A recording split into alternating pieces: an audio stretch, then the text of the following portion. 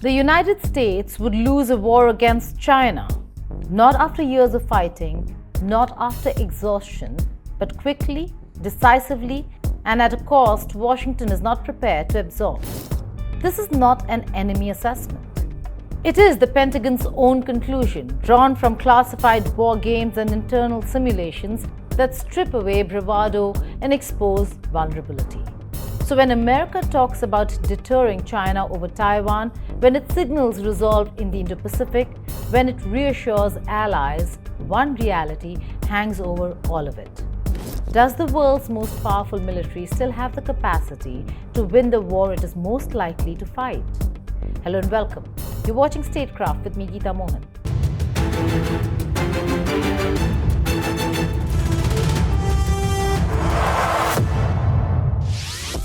This is not Chinese propaganda. This is not a hostile intelligence leak.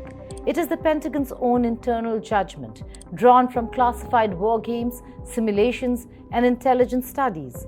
A document so sobering that when a senior US national security official read it, he reportedly turned pale. The report is known as the Overmatch Brief. It was prepared by the Pentagon's internal think tank, the Office of Net Assessment, and it warns in stark terms that America's long-standing military advantages are eroding at a pace faster than Washington has been willing to admit. The assessment was first detailed publicly in an opinion piece cited by the New York Times editorial board in December 2025. Its core message is devastatingly simple. In a large-scale conflict with China, especially over Taiwan, the United States would suffer catastrophic losses without a fundamental overhaul of how it fights wars. At the heart of this warning is Taiwan, a self-ruled island that China considers a renegade province. A territory Beijing has vowed to reunite with the mainland, by force if necessary. For China, Taiwan is not a bargaining chip. It is a core national interest, an issue of sovereignty, identity, and regime legitimacy. Well, it's a combination of all three of these because China over the last few years has worked on what is called an A2AD strategy, an anti-access area denial strategy, which uses hypersonic missiles, anti-ship ballistic missiles, and drone swarms to attack US aircraft carriers if they were to approach Taiwan in the event of a Chinese invasion of Taiwan. And this aims to raise the costs using low-cost solutions to raise the cost of a potential US intervention against the Chinese in the event of an invasion of Taiwan. So yes, it is a big danger for the United States because these Chinese technologies target US aircraft carriers around which all of the US Navy's intervention strategies are built around. Chinese military preparations leave little doubt about how seriously Beijing takes this. The People's Liberation Army conducts regular exercises simulating the encirclement of Taiwan. Naval blockades, missile strikes, amphibious landings, scenarios designed to cut the island off from external military support. And the message is increasingly being sent beyond Taiwan itself. Recently, a Japanese F-15J fighter jet was targeted by a Chinese J-15 aircraft southeast of Okinawa. The Chinese jet intermittently locked its fire control radar on the Japanese plane, a highly provocative act. That was not an accident. It was a warning, not just to Tokyo, but to every US ally in the region. Interfere in Taiwan and you will be treated as a combatant. Beijing is signaling that any attempt to challenge its actions will carry immediate military risk.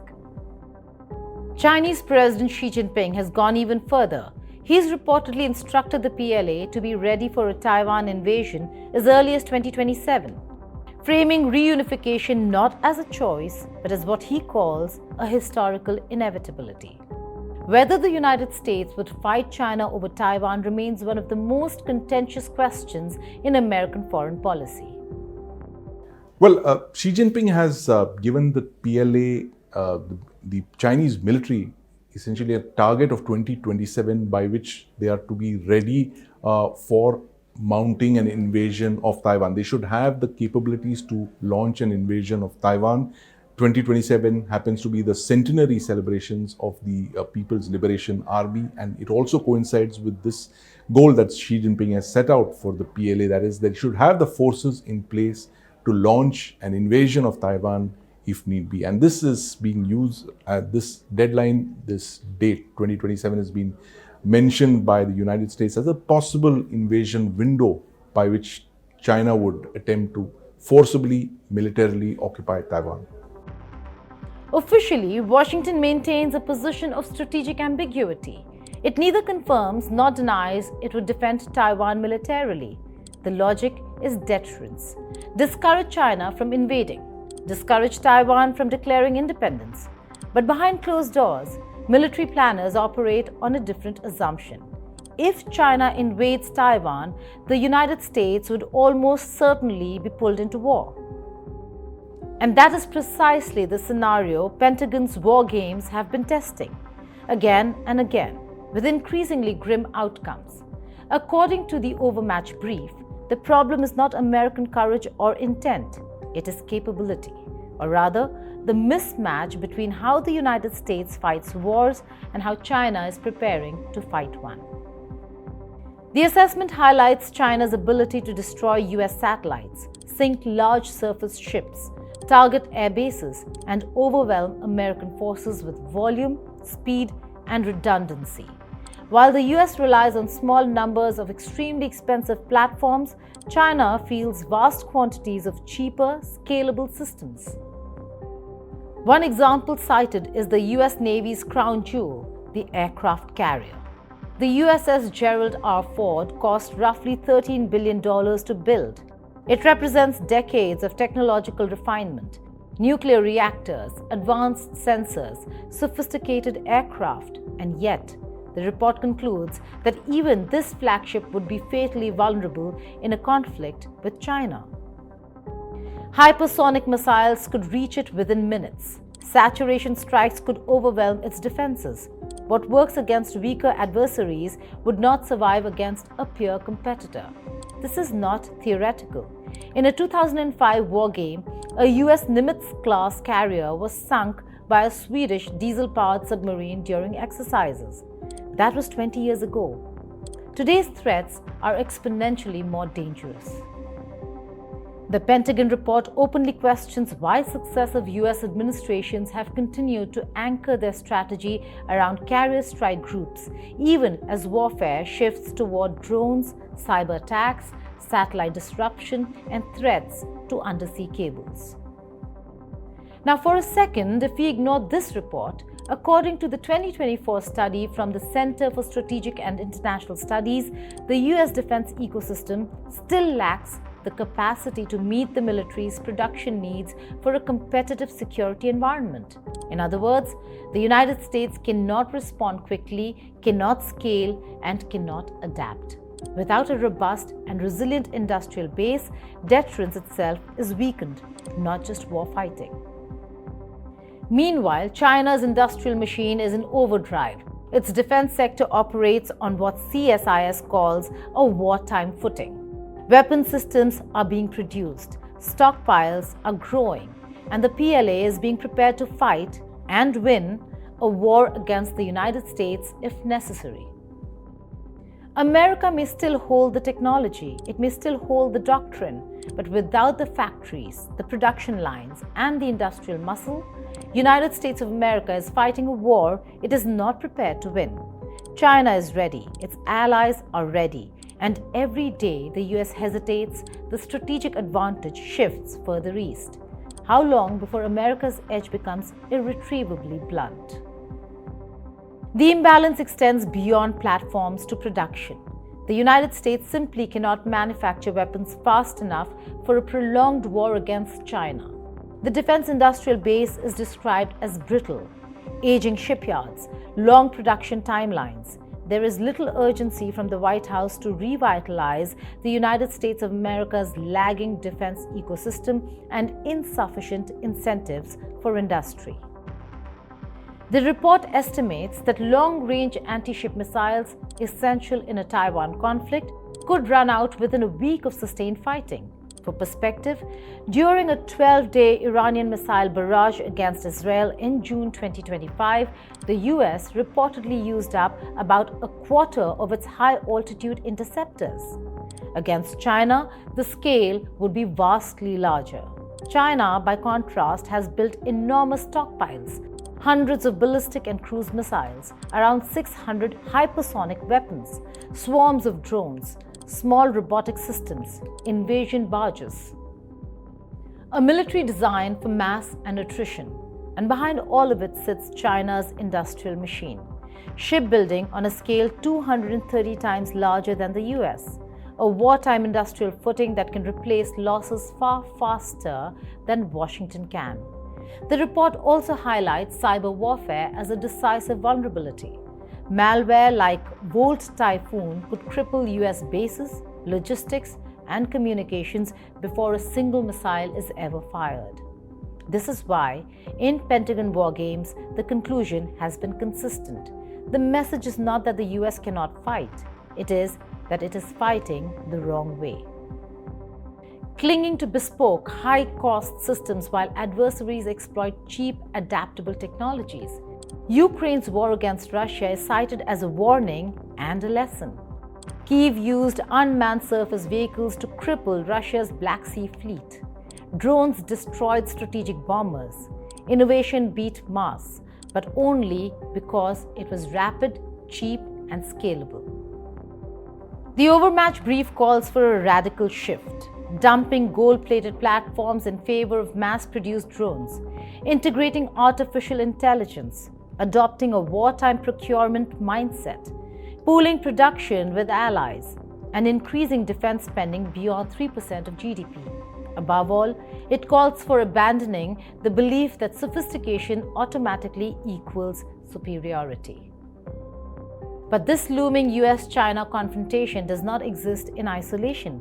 Its shockwaves extend far beyond the Taiwan Strait, and one of the most consequential theaters affected by this shifting balance is South Asia.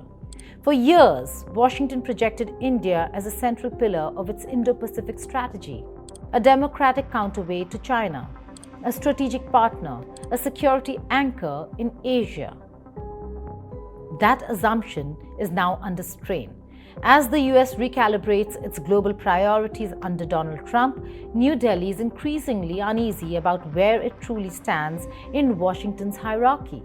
At the same time, the US has quietly softened its posture toward Pakistan, re-engaging Islamabad, particularly Rawalpindi, reopening channels, framing Pakistan once again as a useful interlocutor, if not a frontline ally. For India, this is a familiar and uncomfortable pattern. Washington speaking of partnership while hedging its bets elsewhere. Pakistan, meanwhile, is deeply embedded in China's strategic ecosystem. Beijing is Islamabad's all-weather ally, politically, militarily, and economically. China has poured billions into Pakistan through the China-Pakistan Economic Corridor, or what we call CPEC. Ports, roads, energy projects, loans that keep Pakistan afloat, but also deepen its dependence. Well, India has its own border issues with China. It has over 3,000 kilometers of a disputed line of control with China, on which we fought numerous battles and skirmishes right from the 1962 border war. So it is of great concern to India that if China were not to achieve its objectives in Taiwan, it could possibly turn towards Arunachal Pradesh and Ladakh, where it has militarily tried to enforce its claims, its unjustified claims on both Arunachal and Ladakh. So there is every danger of China forcibly, militarily using force as an option against India, particularly given the kind of stakes that the US has in defending Taiwan.